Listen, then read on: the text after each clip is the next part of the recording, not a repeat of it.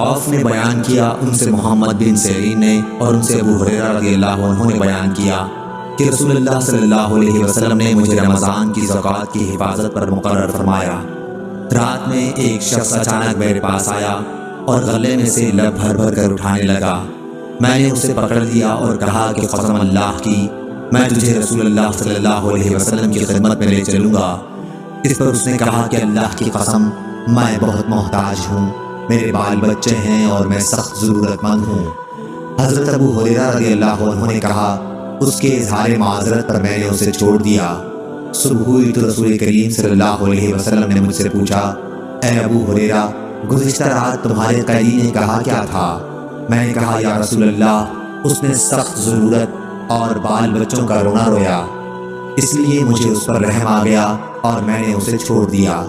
آپ صلی اللہ علیہ وسلم نے فرمایا کہ وہ تم سے جھوٹ بول کر گیا ہے، ابھی وہ پھر آئے گا۔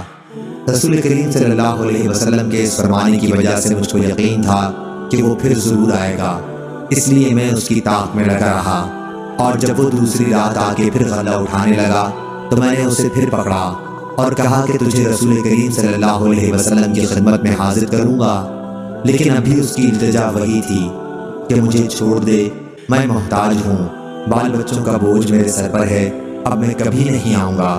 مجھے رحم آ گیا اور میں نے اسے پھر چھوڑ دیا۔ صبح ہوئی تو رسول کریم صلی اللہ علیہ وسلم نے فرمایا، اے ابو ہریرہ، تمہارے قیدی نے کیا کہا؟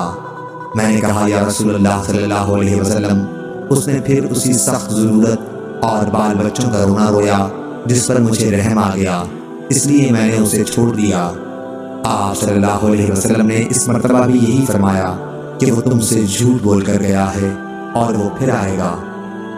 تیسری مرتبہ پھر میں اس کے انتظار میں تھا کہ اس نے پھر تیسری رات آ کر غلہ اٹھانا شروع کیا تو میں نے اسے پکڑ لیا اور کہا کہ تجھے رسول اللہ صلی اللہ علیہ وسلم کی خدمت میں پہنچانا اب ضروری ہو گیا ہے، یہ تیسرا موقع ہے۔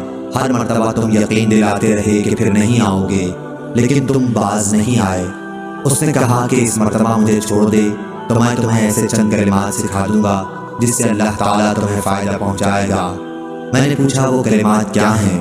اس نے کہا، جب تم اپنے بستر پر لیٹنے لگو تو آیت الکرسی، اللہ لا الہ الا هو الحی القیوم پوری پڑھ لیا کرو۔ ایک نگران فرشتہ اللہ تعالیٰ کی طرف سے برابر تمہاری حفاظت کرتا رہے گا اور صبح تک شیطان تمہارے پاس بھی نہیں آ سکے گا۔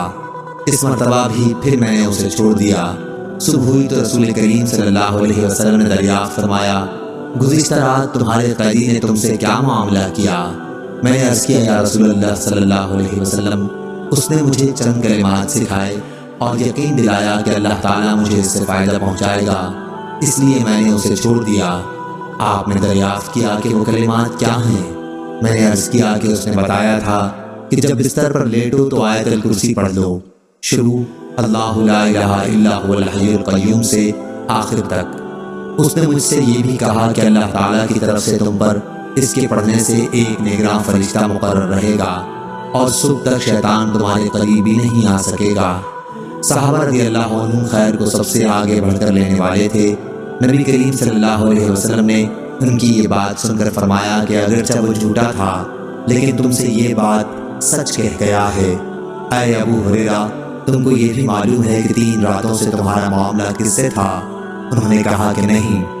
حضرت صلی اللہ علیہ وسلم نے فرمایا کہ وہ شیطان تھا۔ صحیح بخاری حدیث نمبر 2311۔